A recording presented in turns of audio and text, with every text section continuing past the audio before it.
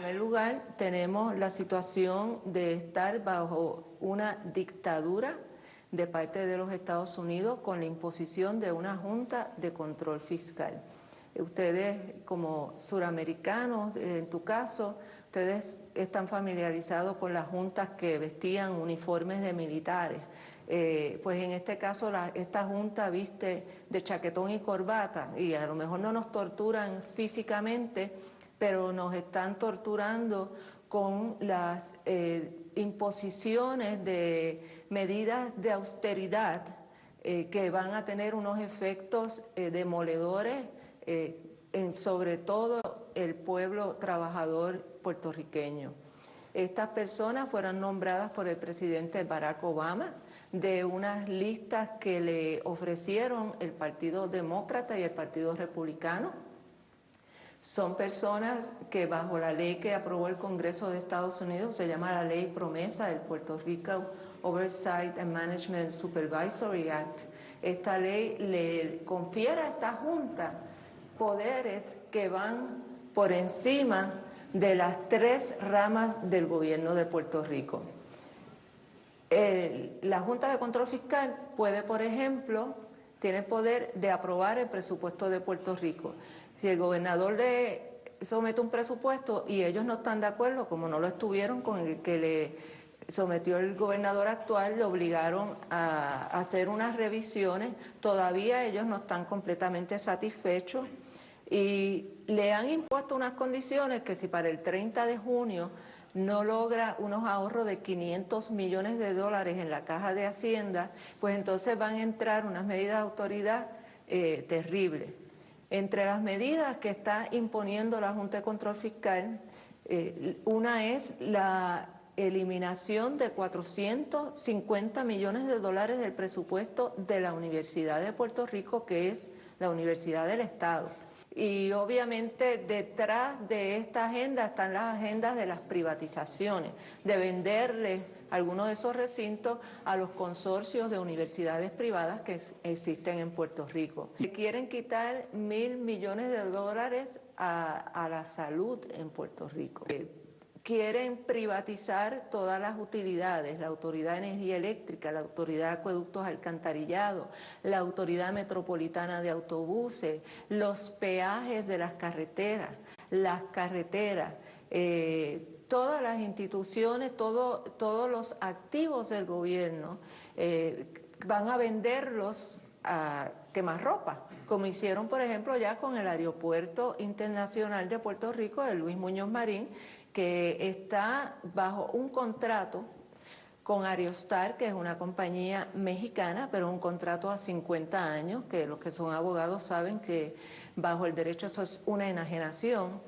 Y encima, esa misma compañía mexicana le acaba de vender la mitad, el 50% de esas acciones, a una corporación de las Fuerzas Armadas canadienses. Así que tenemos salud, tenemos educación, aprobaron una reforma laboral que le reduce los días de vacaciones, enfermedad, bono de Navidad a los trabajadores, aumenta los periodos probatorios y impone un nuevo horario que se llama flexible, un horario flexible que supuestamente el trabajador lo va a acordar voluntariamente con el patrono. O sea, esto es un país donde la Constitución dice que la jornada laboral será de 8 horas diarias y que cualquier hora trabajada en exceso tiene que pagarse como tiempo extra. En el caso de Puerto Rico, bajo las leyes laborales, antes de la llamada reforma laboral, que nosotros le decimos la deforma laboral, era tiempo y medio. Pues ahora un trabajador, el patrono va a venir donde él, le va a decir, como los derechos constitucionales son renunciables, yo te propongo que me trabajes una jornada de 10 horas sin pagarte horas extra, el 30% de su gasto, ¿verdad? El gobierno de Puerto Rico tiene 131 agencias de gobierno, pues le están ordenando que tienen que reducirlas a 35. De 131 a 35. Entonces, y por supuesto son todas agencias que hacen trabajo en beneficio de la población. De la población. Y los trabajadores, los empleados del gobierno de Puerto Rico, si de aquí al 30 de junio el gobernador no ha logrado un ahorro de 500 millones en la caja de Hacienda, pues entonces esos empleados del gobierno van a perder 4 días laborales al mes, los que queden de ellos, porque como hay que reducir de 131 agencias a 35, obviamente la salida va a ser despedir empleados. Va a ir una multitud de gente a la calle y sin trabajo. Se está hablando de que pueden ser hasta 45,000 empleados del gobierno de Puerto Rico que se queden sin empleo. Un momento en un país que desde el 2006 lleva en decrecimiento económico. La última tasa de crecimiento de Puerto Rico calculada fue en menos 2%. Menos 2%. Menos 2%. Y llevamos desde el 2006 en ese decrecimiento con una deuda de 70,000 millones de dólares, que es el objetivo único y principal de la Junta de Control Fiscal, que es cobrar la deuda. A ellos no les interesa ni la salud, ni la educación, ni el mantenimiento de la infraestructura de Puerto Rico. No, ellos van allí a cobrar la deuda. Y si para eso hay que quitarle, también están ordenando reducir de 10% a las pensiones de los jubilados. Momento en que también al quitar los beneficios de salud, ese envejeciente que le van a reducir su pensión, también le van a reducir los beneficios médicos, el acceso a medicamentos.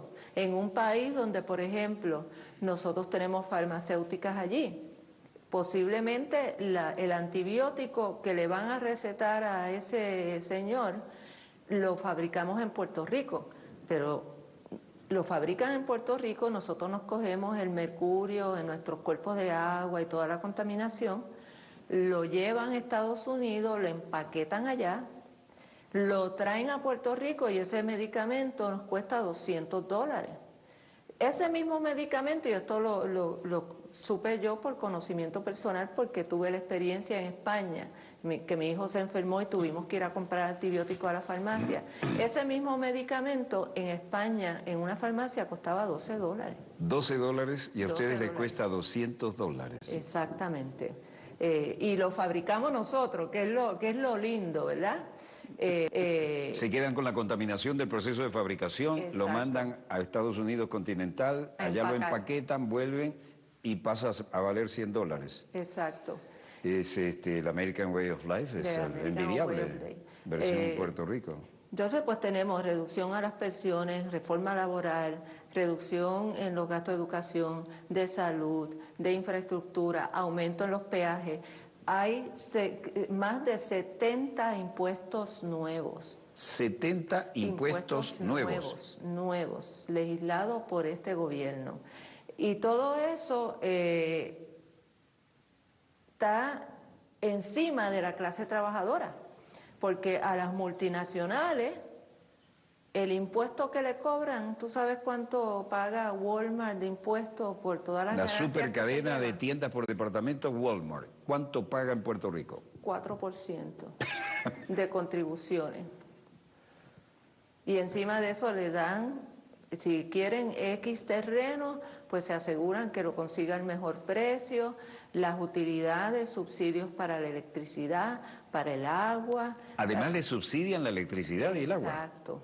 Pero a un empresario puertorriqueño, por ejemplo, tú eres dueño de un colmado en Puerto Rico. ¿Qué es un colmado en Puerto Rico? Que vende la comida. Ah, bien. Un colmado de... Un abasto, digamos. Exacto. Ramos generales o que podría alimentos. competir con Walmart, pues no puede competir, porque Walmart está pagando 4% de contribuciones y tiene subsidios en las utilidades y probablemente tiene una renta por un edificio que era del gobierno que no le cuesta prácticamente nada.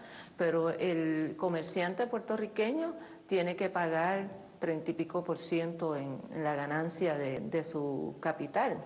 y tiene que pagar la electricidad y el agua a los precios que sean. Para que tengas una idea de cuán abusiva es la relación, por ejemplo, en Puerto Rico habían más de 1.600 farmacias de la comunidad. Hoy en día yo no creo que queden 600.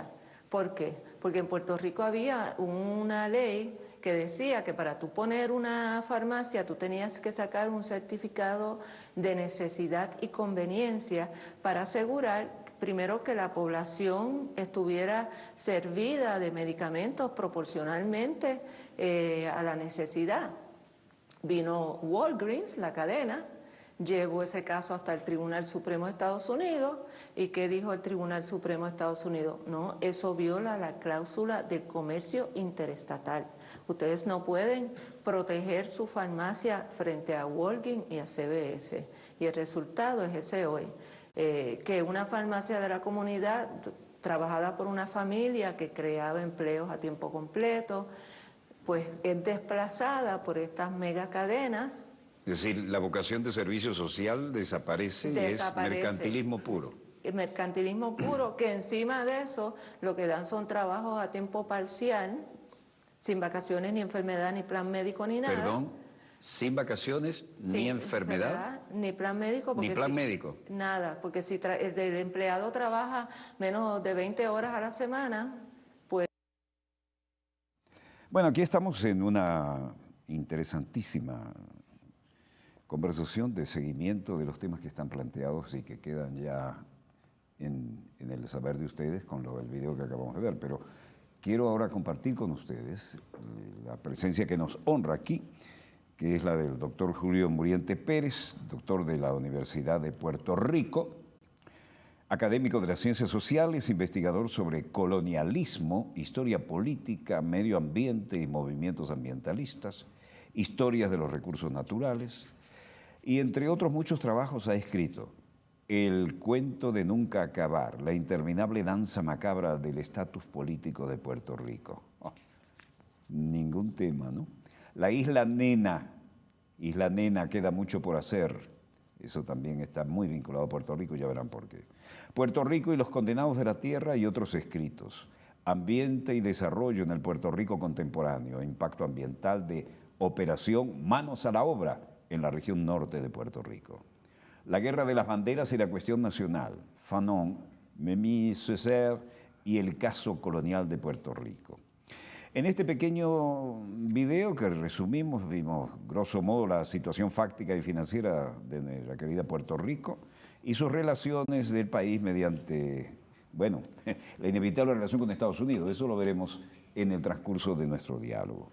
Bienvenido, un gustazo tenerlo aquí.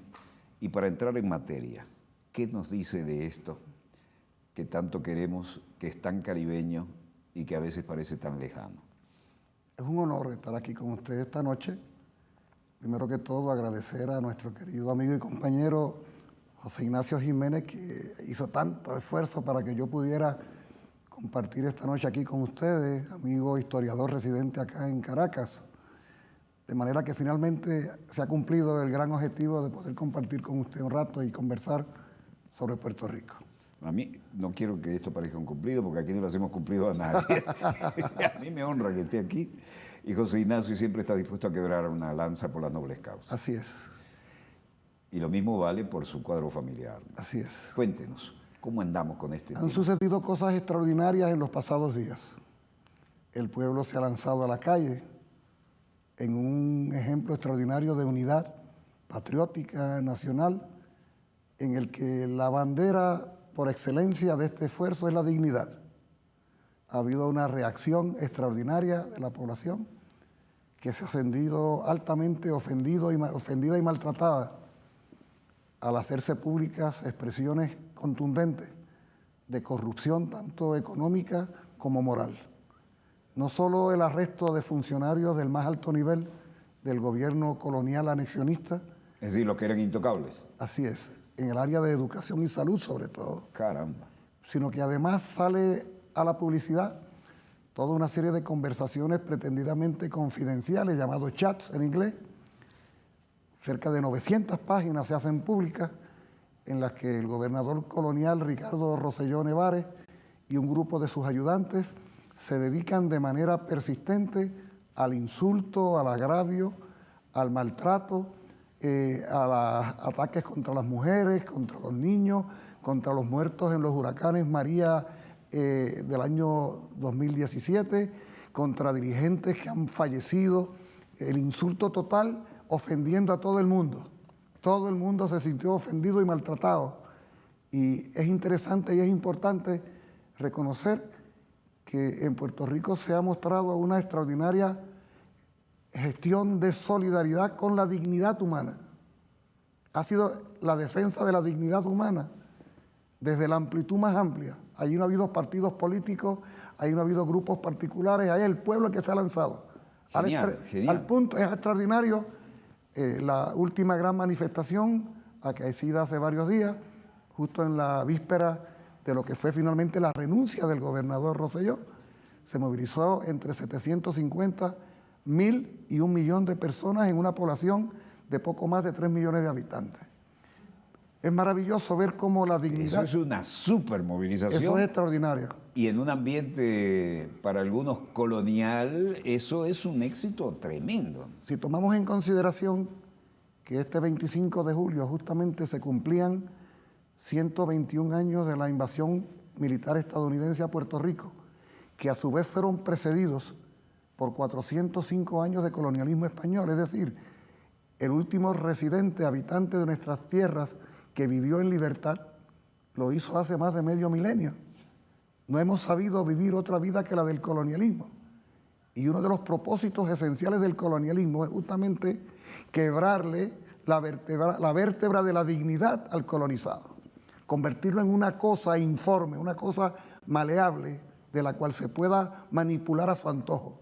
Pues 121 años después de la invasión y cerca de 70 años después de la creación del Estado Libre Asociado, en la misma fecha, con la pretensión de producir la falsa impresión ante el mundo de que el colonialismo había cesado, un fraude total, mire la respuesta del pueblo de Puerto Rico. Hay el poeta que decía, socio asociado en sociedad. Así es. Es finísima ironía. Exactamente.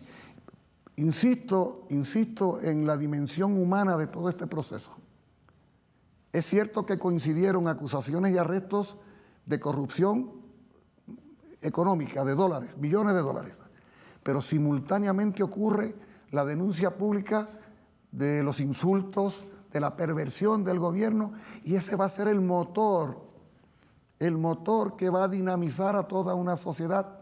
Y esto es realmente importante, porque revela cómo en pleno siglo XXI los elementos éticos, morales y de dignidad humana adquieren una dimensión trascendental a la hora de contar con la voluntad de un pueblo. Es lo que ha sucedido. Claro, el gobernador Ricardo Rosselló ha anunciado finalmente su renuncia, como lo hicieron previamente otros funcionarios de su gobierno. Efectivo el 2 de agosto, deberá cesar en sus funciones. Y la pregunta sería, ¿y luego qué? ¿Es que acaso la renuncia del gobernador era la única demanda, el único reclamo, y con ello se resuelve la contradicción que tenemos ante nosotros? Después de todo, el partido que él presidió hasta hace poco sigue en el gobierno. Después de todo, la legislatura de Puerto Rico sigue controlada por su partido. Es decir, son ramas de un mismo árbol. Entonces, evidentemente no se trata meramente de la renuncia del gobernador y punto.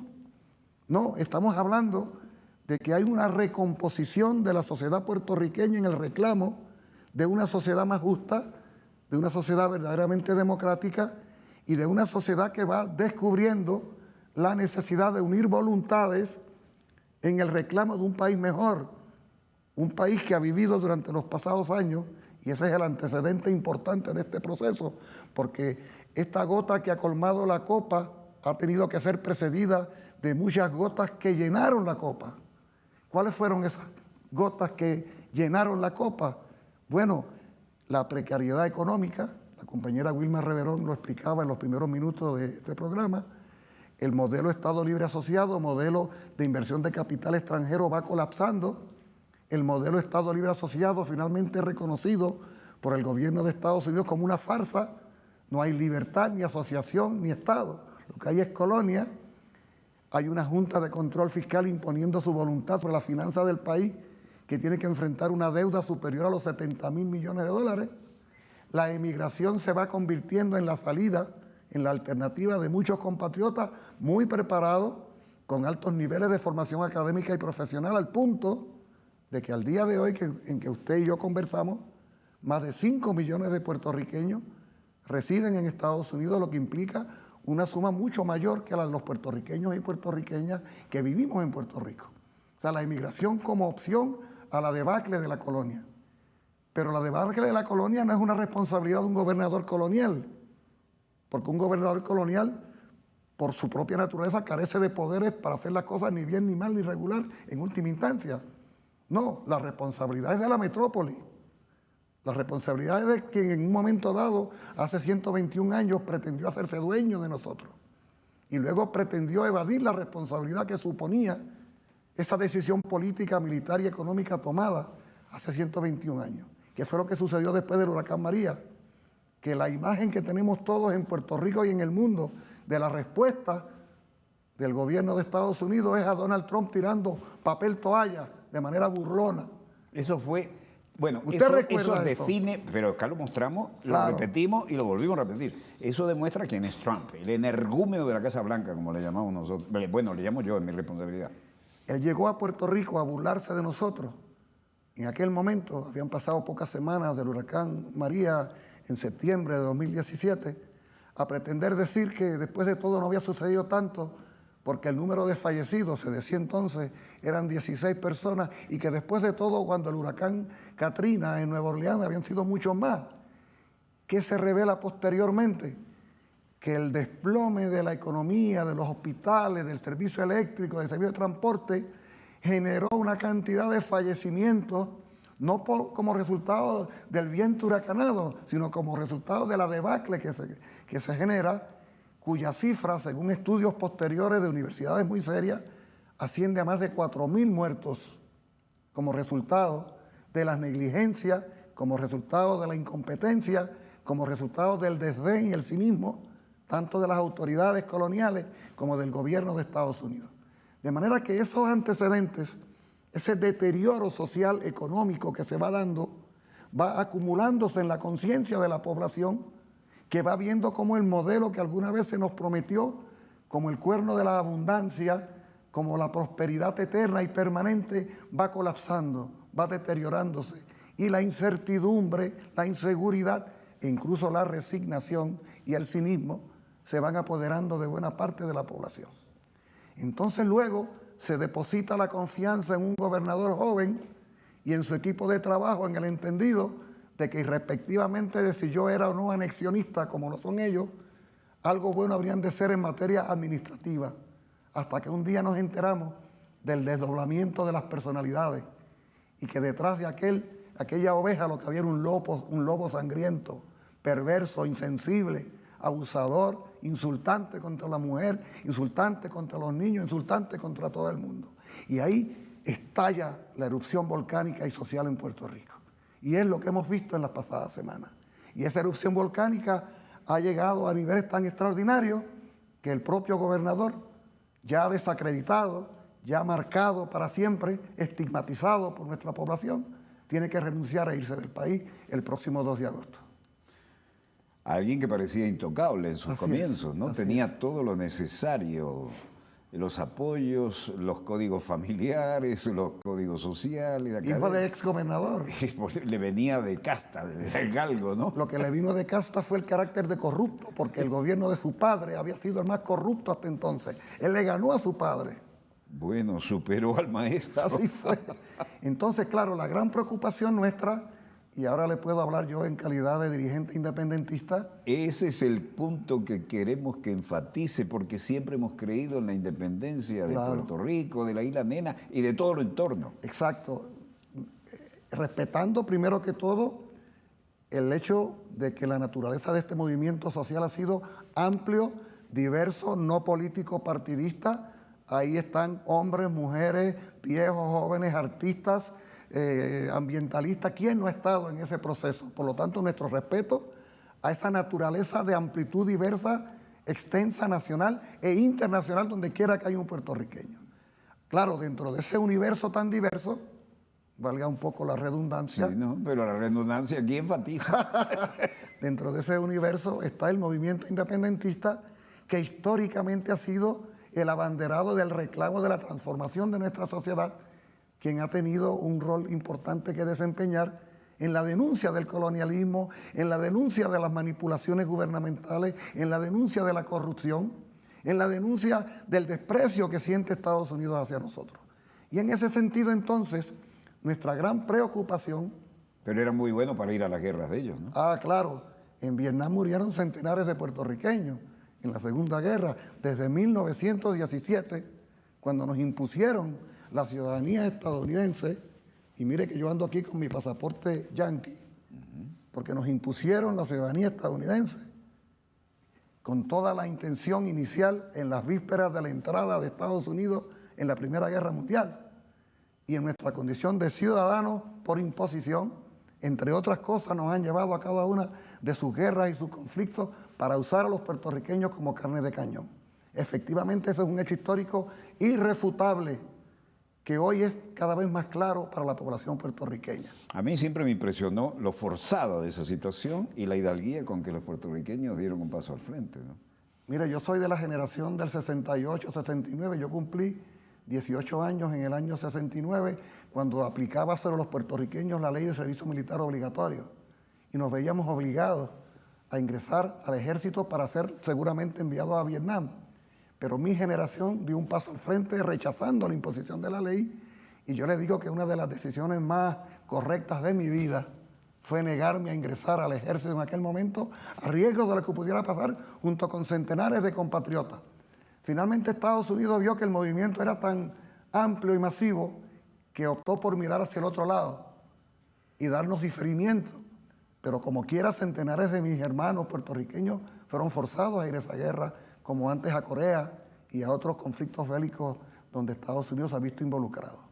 Pero regresando un momento a lo que le quería plantear, la gran preocupación nuestra es cómo comprender la real naturaleza de este asunto que ha movilizado al pueblo de Puerto Rico. ¿Se trata acaso meramente de la denuncia de un gobernador corrupto y su séquito y la demanda de que renuncien todos y ahí queda? Y pasado mañana se resolvió el problema con otro funcionario que puede ser igual o peor. Y correr la arruga. Y seguir por ahí. ¿O realmente esto que ha sucedido es un estremecimiento, un llamado de atención que nos lleva necesariamente a la reflexión sobre la situación política, económica y social de Puerto Rico, sobre la relación de Puerto Rico con Estados Unidos, sobre en qué medida la situación de precariedad que hay en Puerto Rico no es ni siquiera la responsabilidad de un gobernador u otro, sino de la relación con el gobierno de Estados Unidos, que después de todo son los que determinan, porque son los que tienen el poder unilateral. Esa discusión, esa contradicción que ha estado siempre presente, nuestra responsabilidad como movimiento independentista es elevarla cada vez más a la conciencia de nuestro pueblo. Que haya una plena comprensión de que hay una contradicción de carácter colonial que tiene que ver esencialmente con la ausencia de poderes para tomar decisiones soberanas que nos permitan a nosotros vivir una vida en mayor felicidad, prosperidad y respeto.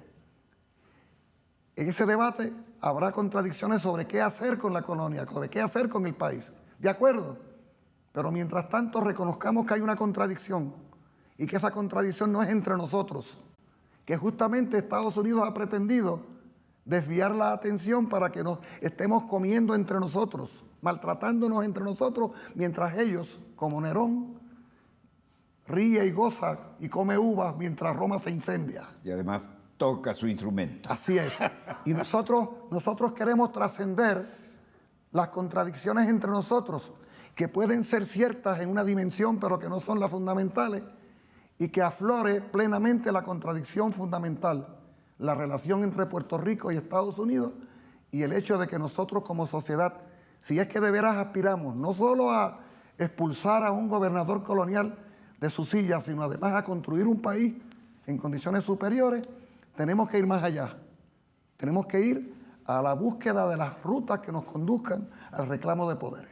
Y ese es el gran reto del movimiento independentista, que junto con otros sectores que van avanzando también en el desarrollo de la conciencia, reconocen que efectivamente no se trata únicamente de expulsar a un gobernador, sino que se trata de mucho más, que tiene que ver con el destino del país, porque estamos ante un país que ha sido muy maltratado, no solo económica y socialmente, sino en su dignidad, y que hay que recomponerlo, y que nadie lo va a recomponer, sino nosotros y nosotras, el pueblo de Puerto Rico. De manera que yo le digo que con mucha humildad, con mucha modestia, que el movimiento independentista puertorriqueño se suma a otros sectores. Esta ha sido una expresión de afirmación nacional. La única bandera que usted ha podido ver en todos estos días, seguramente ha tenido la oportunidad de ver las manifestaciones, la única bandera es la de Puerto Rico, porque este es un acto de afirmación nacional puertorriqueña. Las canciones, los cánticos, las consignas, esencialmente patrióticos, nacionales, no independentistas necesariamente, pero nacionales, afirmativos. Y en una colonia, la primera gran contradicción es el ser o no ser.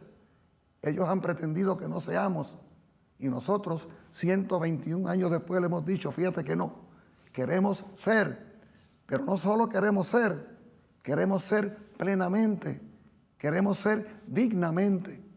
Y en esa ruta es que tenemos que entonces adelantar el gran reto que nos viene de frente, porque el día 2 se va este señor. ¿Qué vamos a hacer el día 3? Esa es la gran pregunta. Esa es la gran pregunta que ¿Se tenemos esperan que...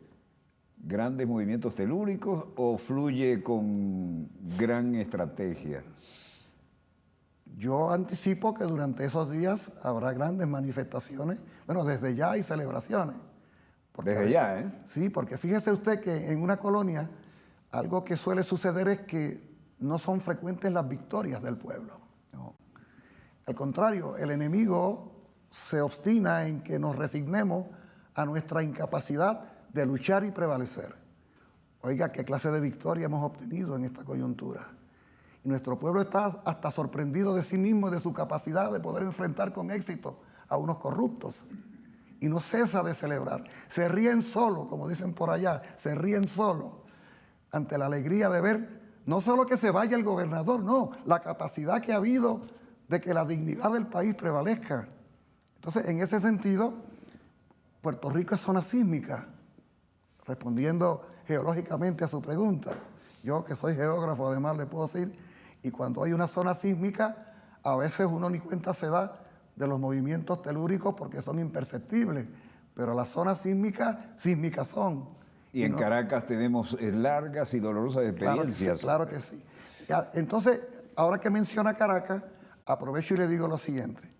Nosotros, desde la perspectiva independentista, en el análisis que hacemos de todo esto, incluso en el marco del encuentro del Foro de Sao Paulo, que se ha estado celebrando acá, y otros eventos internacionales, hemos insistido en algo. Puerto Rico es Caribe. Puerto Rico es América Latina. Este no es un problema, entre comillas, insular. Este no es un problema aislado. Este no es un problema en la soledad. En una América Latina y el Caribe que ha sufrido tantos golpes en fechas recientes, que haya una victoria como esta en una porción latinoamericana caribeña es un hecho de veras alentador. Y quisiéramos nosotros pensar que nuestros hermanos y hermanas de América Latina y el Caribe asumen como propio lo que está sucediendo en Puerto Rico. O sea, nosotros no queremos que se alegren solamente los puertorriqueños y puertorriqueñas. Queremos que se alegren los latinoamericanos y caribeños de que algo bueno está sucediendo en nuestro Caribe. Que se conciba este proceso impresionante de lucha de pueblo en las calles como un proceso continental y que se magnifique y se renueve la solidaridad con la causa de Puerto Rico. Porque si alguna característica tiene la lucha nuestra más que centenaria, es lo desigual y compleja. O sea, nosotros no estamos combatiendo contra el decadente imperio español. Nosotros no estamos debatiendo contra el decadente imperio portugués en su época. Estamos enfrentándonos al imperialismo estadounidense. Entonces, en ese sentido, la lucha que libremos nosotros es una lucha que tiene que ver con toda nuestra América. Y le digo más, en este momento, mientras conversamos de estos temas, ese mismo gobernador Rosselló, que dejará de serlo en unos días, fue el mismo que se sentó con representantes de la llamada oposición venezolana para ofrecerle a Puerto Rico en bandeja de plata como centro de la contrarrevolución y del sabotaje. El secretario de Estado, renunciante por corrupto, Rivera Marín, ese que ya no lo es porque tuvo que renunciar, fue el mismo que apareció en las cadenas internacionales de noticias anunciando que este avión iba desde Puerto Rico con ayuda humanitaria, etcétera, etcétera, en aquel operativo contra Venezuela, un avión que desapareció en el espacio finalmente y quedó en ridículo tanto él como las agencias de noticias que lo promovieron. ¿Recuerda usted? Sí, dice que entró en órbita. Entró en órbita, desapareció en el Triángulo de Malvinas. Sí. Entonces, llamo la atención de esto. Una colonia, o sea, una condición colonial, no perjudica únicamente a los ciudadanos de la colonia. Una colonia es utilizada por la metrópoli imperial como base para atacar otros países.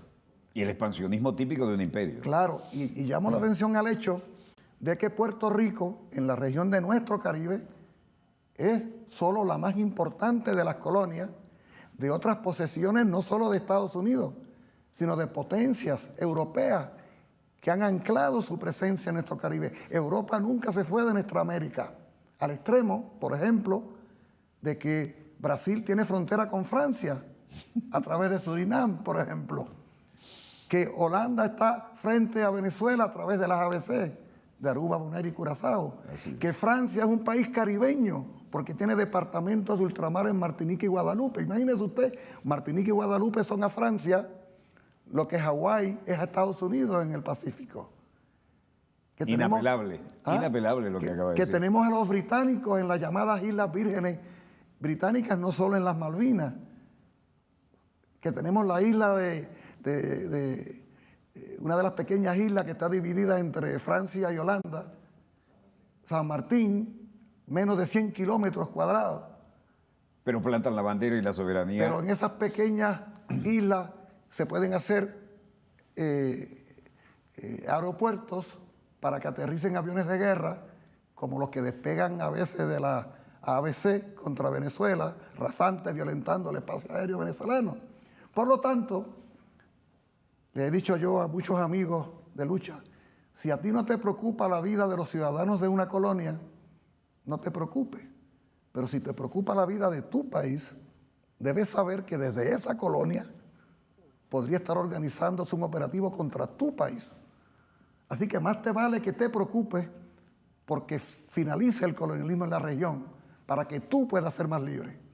De manera que tú no vas a ser más libre, país formalmente independiente, esos que están celebrando en estos días los 200 años, tú no vas a ser más libre hasta tanto estas colonias dejen de serlo. Por lo tanto, en ese contexto, aunque parezca un anacronismo, que lo es, no pensemos que estamos en la época postcolonial, como dicen algunos intelectuales queriendo decir que ya no hay colonia, lo que es una racionalización para mirar hacia el otro lado. Es que ellos sudan la camiseta, pero con mucho antisudorado. Ah, caray.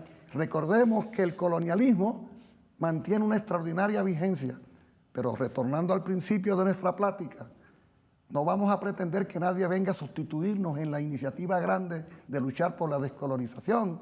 No puedo menos que pensar en la hermana Colombia, a la cual le dimos libertad igual que a otras naciones del continente. Claro. Se bajó los pantalones literalmente con 7 bases gringas, que ahora son además 9, y después la entrega de la soberanía del espacio aéreo, marítimo y terrestre, y haga lo que haga un soldado estadounidense en Colombia, digo siendo catastrófico, así le viole la hija al presidente, si la hubiera, tienen que entregarlo a su cadena de mando, no lo pueden ni siquiera meter preso. Lo que ha sucedido en Colombia es la puertorriqueñización de Colombia. Vaya, me gusta eso. Es la conversión de Colombia en gran base militar, no solo frente a Venezuela, que ya es bastante decir, sino frente a toda nuestra América. No olvidemos que al hablar de colonialismo, solemos también hablar de neocolonialismo. Correcto. Y nos referimos a aquellos países que alcanzan la independencia formal, pero siguen sometidos o a sus antiguas metrópolis o a otras. Oiga, demasiadas veces la diferencia entre una colonia y una neocolonia es solo el prefijo neo. Vemos para vergüenza, vemos para vergüenza cómo países de nuestra América que tienen una sola bandera, un solo himno, tienen que al padre de la patria en un corcel en la plaza principal, espada en mano, se entregan así vergonzosamente a los intereses del gran capital estadounidense. Ahí vemos esa lista de países que de la manera más vergonzosa se han entregado para servirle a Estados Unidos contra Venezuela. O sea, ¿qué necesidad tienen que no tienen los escrúpulos para de veras afirmar su soberanía nacional? Eso que hace ese grupo de países pretendidamente soberanos contra Venezuela, no es otra cosa que la negación de la soberanía nacional de esos países. Es la vuelta al colonialismo, es la subordinación a las grandes potencias. Y mientras tanto, ¿sabe qué? Ahí cerquita hay unos pequeños países de 300 o 400 kilómetros. Esas pequeñas islas naciones de las Antillas Menores, por ejemplo Granada, por decir alguna, San Vicente, que de la manera más heroica, de la manera más patriótica han dado cara en defensa de la dignidad en la región Caribe insular, apoyando y respetando la soberanía nacional de Venezuela. Que además ha sido ampliamente solidaria y generosa, ¿no? Nuestro Caribe es una... Y no es un qui pro quo, No, porque es la naturaleza. Lo digo además con mucha satisfacción. Estamos hablando de países de 500 kilómetros cuadrados de superficie. Granada tiene una superficie de 344 kilómetros cuadrados. ¿De qué estamos hablando? Decía don Pedro Albizu Campos, maestro independentista puertorriqueño, dirigente señor, histórico. de gratísima memoria. Cuando nos decían que teníamos poco territorio para hacer la independencia, don Pedro decía, para lo que hace falta mucho territorio es para correr de miedo. O sea, no me vengas tú a decir que para construir una patria en libertad y dignidad hay un prerequisito que determine determinada extensión territorial. Lo que hay es que ser digno y creer en la libertad. En fin, que en ese contexto, querido hermano y compañero, es que se da este proceso en Puerto Rico. Nosotros, con mucha alegría, estamos poniendo de nuestra parte para que nuestra América en pleno siglo XXI recupere esa energía que de alguna manera en los pasados tiempos ha ido por ahí languideciendo, para que se sepa que incluso en la colonia estadounidense, en el Caribe, nosotros estamos dando la batalla, como nación caribeña, como nación latinoamericana. Qué ejemplo para algunos vecinitos, ¿no? Yo me honro en tener aquí un representante de esto porque mi primer contacto con el Caribe, y la gente suele llegar volando, y yo que fui en Fuerza Aérea me gustaría, pero llegué navegando porque nací frente al mar y siempre quise combinar lo de la Marina con el vuelo, pero dije, por Uruguay nunca va a tener un portaaviones, vámonos a la Fuerza Aérea, ¿no? Pero el hecho es, hay ese fervor que ustedes orgullosamente manifiestan, y no es bla bla, lo están manifestando cotidianamente.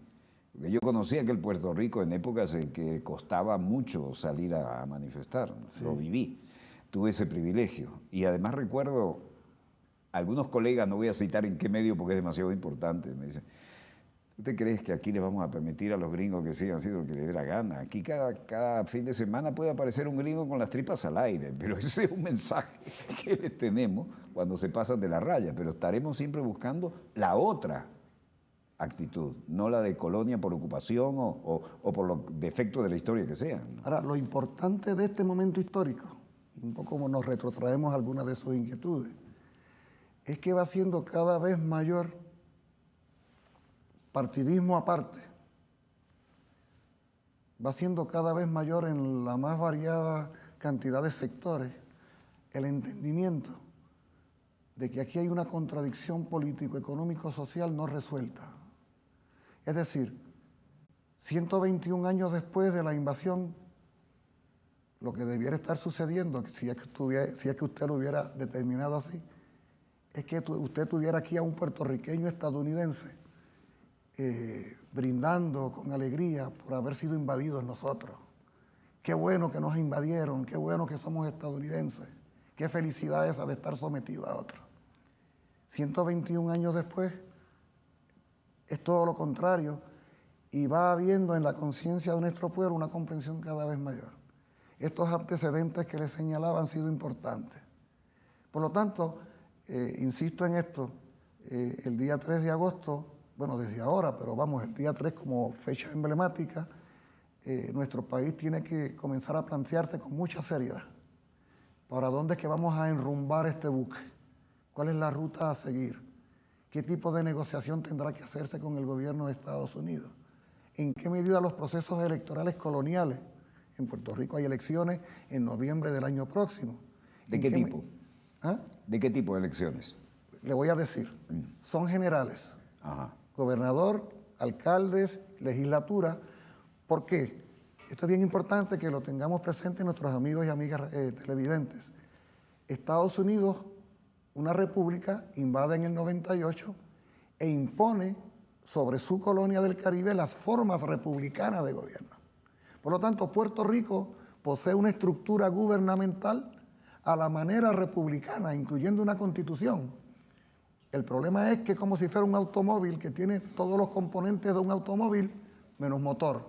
Entonces, ¿para qué sirve un automóvil que tiene todos los componentes de un auto pero no tiene motor? El motor es el poder. Ellos han formado ese caparazón y lo han montado para querer dar la impresión de que en efecto hay procesos democráticos, pretendiendo decir que el solo ejercicio electoral supone democracia. De manera que va a haber unas elecciones generales, pero esas elecciones generales en las cuales serán electos unas personas a distintos cargos, de ninguna manera significa adquisición de poderes políticos para la toma de decisiones. El problema político, el problema de Puerto Rico no es un problema legal, porque el colonialismo es intrínsecamente ilegal. Además, Puerto Rico fue invadido militarmente, violentando el derecho vigente. Tampoco es un problema de derechos civiles, es un problema político entre dos naciones. No es un problema interno de Estados Unidos, en todo caso es un problema interno de América Latina y el Caribe. Sí, señor. Y eso debiéramos tenerlo presente todos en el plano de la solidaridad. Así es. Por lo tanto, esas elecciones tácticamente podrán tener alguna relevancia, pero no nos damos engaño. No es la relevancia que quisiéramos, porque las mismas no están concebidas para alterar el orden colonial. Por lo tanto, si fuéramos a hablar de legalidad, tenemos ante nosotros el reto de crear una nueva legalidad. La hemos ido conformando en los pasados años. A esa nueva legalidad se le llama Asamblea Constitucional de Estatus. Asamblea Constitucional de Estatus. No para modificar lo que hay, que ya la propia Constitución colonial contiene un articulado para cambios de forma. No, para generar una nueva realidad. Esa Asamblea Constitucional de Estatus pretende crear un espacio altamente representativo de la sociedad puertorriqueña donde nuestro pueblo haya electo delegados y que ese cuerpo se convierta en el representante del país y que ese representante del país legítimamente electo por el pueblo al margen de la institucionalidad vigente sea el portavoz de nuestro pueblo frente al Congreso de Estados Unidos, frente al presidente de Estados Unidos, en el reclamo primero del fin del colonialismo y la dependencia. Hacia dónde andar luego será una de las tareas importantes que nuestro país tendrá que decidir. Por lo pronto que Estados Unidos reconozca, como bien dice y reza el derecho internacional, nuestro derecho inalienable a la autodeterminación e independencia. Inalienable quiere decir irrenunciable, que quiere decir que no está regateando el pueblo de Puerto Rico un derecho porque lo tiene y nadie lo puede discutir. De forma tal que esta Asamblea Constitucional de Estatus podría ser el instrumento representativo de los diversos intereses del país para la negociación del fin del colonialismo en Puerto Rico y para la apertura de nuevas avenidas en el proceso de construcción del nuevo país. Doctor Julio Muriente Pérez, ¿usted cree que yo hago responsable a mi persona, porque siempre lo he dicho, este hombre que está en la Casa Blanca, siempre armamos aquí el energúmeno de la Casa Blanca, porque lo único que le faltaba era eso en su ego y su manejo de tanto poder, y bueno, y lo logró. Pero el problema es que cuando logra llegar a la Casa Blanca también asume el carácter de comandante en jefe.